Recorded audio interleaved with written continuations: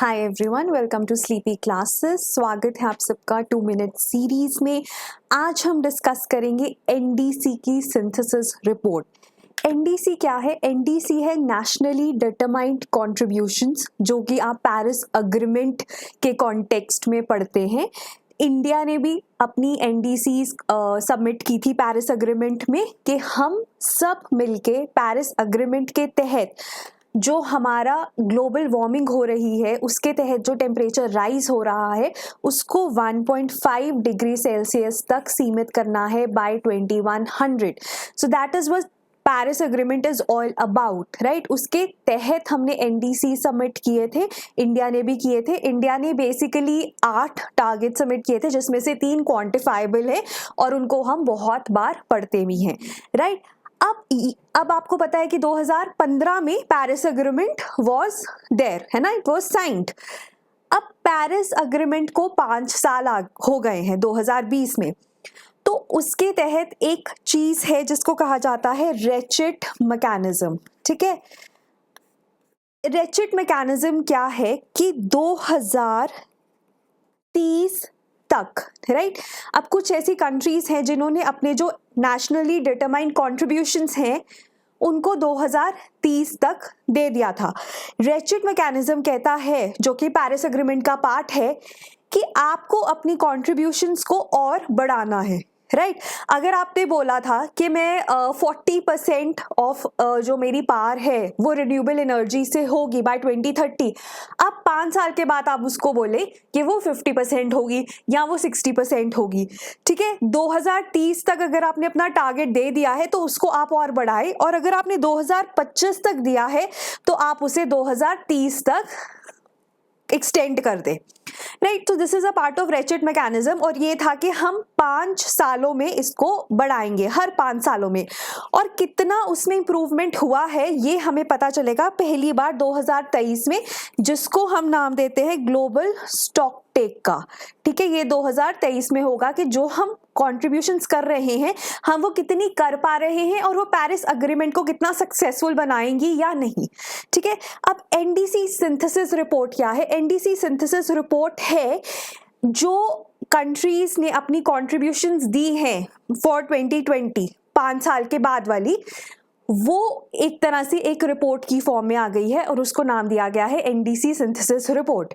अब ये जो एनडीसी सिंथेसिस रिपोर्ट है, अब आपको पता है कि 2020 में जो कॉप होना था, कॉन्फ्रेंस ऑफ पार्टीज होना था यूएनएफसीसीसी का, वो नहीं हो पाया बिकॉज ऑफ कोरोना पेंडेमिक। सो जो वो कॉप 26 था, ठीक है, कॉन्फ्रेंस ऑफ पार्टीज जो थी वो कॉप 26 था, जो कि 2020 में होना था, वो नहीं हो पाया। सो इसलिए 2021 में भी कॉप 26 हो रहा है और ग्लासगो स्कॉटलैंड में ही हो रहा है।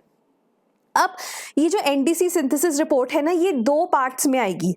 पहली जो अभी फरवरी में रिलीज हुई है, इसे हम इंटरिम रिपोर्ट दे रहे हैं, और जो फाइनली सिंथेसिस रिपोर्ट है वो 2021 का जो कॉप 26 है, जो नवंबर में होना है, उससे जस्ट पहले आएगी।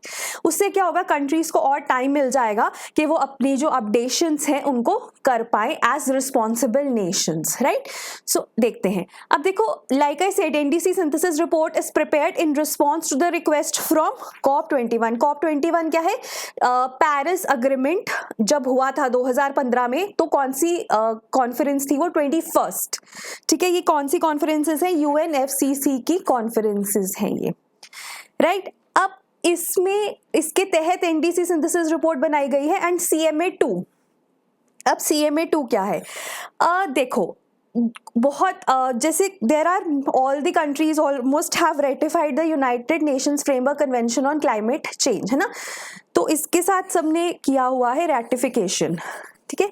लेकिन सब कंट्रीज ने पेरिस अग्रीमेंट को साइन नहीं किया हुआ है ना।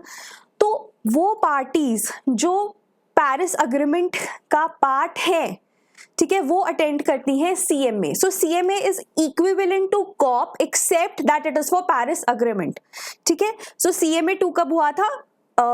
मैड्रिड में इन 2019, जब हमारे पास कॉप 25 हुआ था, ठीक है। यहाँ पे कॉप 25 हुआ था। सो कॉप 25 और CMA2 पैरेलल हुए थे। अब देखो कुछ ऐसी कंट्रीज हैं जो United Nations framework convention on climate change का पार्ट तो है, लेकिन वो पेरिस एग्रीमेंट का पार्ट नहीं है, तो वो CMA2 में पार्टिसिपेट नहीं करेंगे as parties, they can only participate as observers. ठीक है, तो इन दोनों के तहत एक NDC synthesis report has been formulated by the parties before COP26। ठीक है, अब we all know that COP26 has been postponed, है ना, 2020 में होनी थी लेकिन अब 2021 में होगी। सो इसके तहत 2 एडिशंस में आएगी हमारी NDC synthesis report. Initial version जो अभी आई है, so that is why we are discussing, और जो फाइनल वर्जन है वो हमारी जस्ट बिफोर COP26 आएगी। अब इसमें like I said, it was released by United Nations framework convention on climate change, और ये मेजर करती है कि जो नेशनल क्लाइमेट एक्शन प्लान्स हैं वो कितने प्रोग्रेस किए हैं। ठीक है, अगर हम इंडिया के 3 क्वांटिफाइबल टारगेट्स की बात करें, जैसे इंडिया ने बोला था वो इमिशन इंटेंसिटी कम कर देगा, तो इंडिया ने किया भी है, 21% किया भी है, तो कितनी प्रोग्रेस हुई है वो हमें ये रिपोर्ट बताती है। लेकिन सारी कंट्रीज ने इसमें अभी पार्टिसिपेट नहीं किया है, और इंडिया ने भी इसमें अभी पार्टिसिपेट नहीं किया है।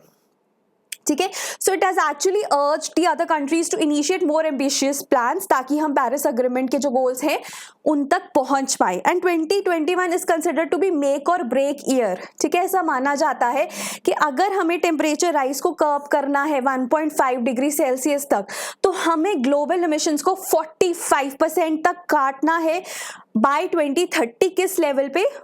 2010 के लेवल पे, and we are nowhere close, right. अब एक तरह से इस रिपोर्ट को, ये जो इंटरिम रिपोर्ट है, इसको रेड अलर्ट माना जा रहा है। ठीक है, एंड इट एक्चुअली शोज जो गवर्नमेंट्स है they are nowhere close to the level of the ambition which is needed. ठीक है, जो मेजर एमिटर्स है they must set up more ambitious emissions. ठीक है, एंड अगर हम इस रिपोर्ट की बात करें तो इसने एमिशंस कवर की हैं अप टू December 31, 2020, और 75 कंट्रीज ने सिर्फ सबमिट की है अपने अपडेटेड या नए NDCs, जो कि रिप्रेजेंट करती हैं 30% of global green house gas emissions.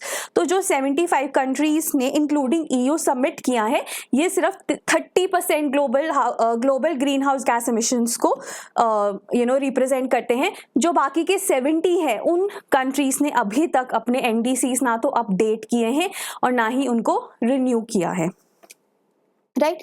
अगर हम फीचर्स की बात करें, सो UK एंड द EU, ठीक है, यही कुछ ऐसे देश हैं जो कि लार्जेस्ट एमिटर्स हैं, और उन्होंने अपनी जो greenhouse gas emission reduction targets हैं उनको बढ़ाया है। So there are only few countries, जिसमें से यूरोप में EU और UK are the major countries, because ये जो यूरोप है it is actually moving towards net zero emissions by 2050, है ना, तो इनके टारगेट्स अच्छे हैं। अब ये जो जिन्होंने रिपोर्ट किया है अपने NDCs, उसमें सिर्फ दे रिप्रेजेंट 30%, ये हमने किया है, और जो मेजर एमिटर्स उन्होंने अभी तक या तो रिपोर्ट ही नहीं की अपने अपडेटेड NDCs, या फिर अगर उन्होंने किए भी हैं तो वो बहुत ही कम है। ठीक है, so 16 of the world's biggest emitters have not increased their emission reduction targets. ठीक है, या तो उन्होंने सबमिट भी नहीं किए हैं, दे हैव नॉट इंक्रीज्ड और they have not submitted, right. Okay, so next is जिन कंट्रीज ने किया है, they are actually focusing on adaptation mechanisms and economic diversification plans. ठीक है, उसमें से क्या क्या आता है, जैसे क्लाइमेट स्मार्ट एग्रीकल्चर हो गया, कोस्टल इकोसिस्टम्स को अडेप्ट करना, right, moving towards renewable energy, ठीक है, carbon dioxide capture and storage technologies पे इन्वेस्ट करना, फ्यूल स्विच करना, fuel price reforms, and moving to a circular economy. वो क्या कहती है, circular economy is the one which focuses on better waste management. ठीक है, कि जो आप वेस्ट जनरेट भी कर रहे हो उसको आप दोबारा से यूटिलाइज कर रहे हो, right. So while a majority of countries they have increase their individual levels of emissions, but जो कंबाइंड इम्पैक्ट है इन कंट्रीज का जिन्होंने अभी सबमिट किए हैं, वो सिर्फ 1% रिडक्शन इंश्योर करेगा।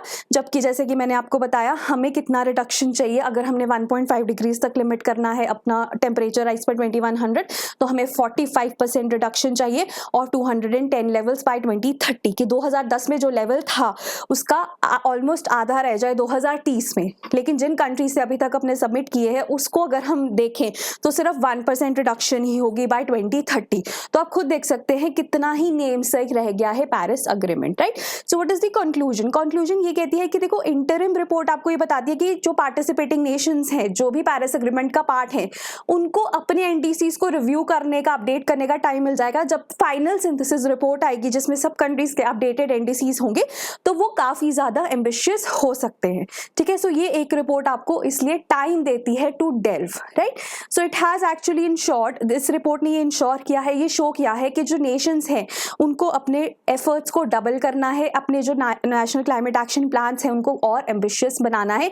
अगर हमें पेरिस एग्रीमेंट का जो टारगेट है उसको अचीव करना है, 1.5 डिग्रीज तो बहुत ही एम्बिशियस हो जाता है, अगर हम 2 डिग्रीज तक भी अचीव करना है तो भी हमें काफ़ी ज़्यादा एफर्ट्स करने की ज़रूरत है, क्योंकि अभी ऐसा माना जा रहा है कि अगर ऐसे ही चलता रहा तो एटलीस्ट 3 to 4 डिग्रीज तक राइज होगा बाय 2100 और पेरिस एग्रीमेंट का कोई भी फायदा नहीं होगा, right. So this was regarding NDC synthesis report. Thank you so much.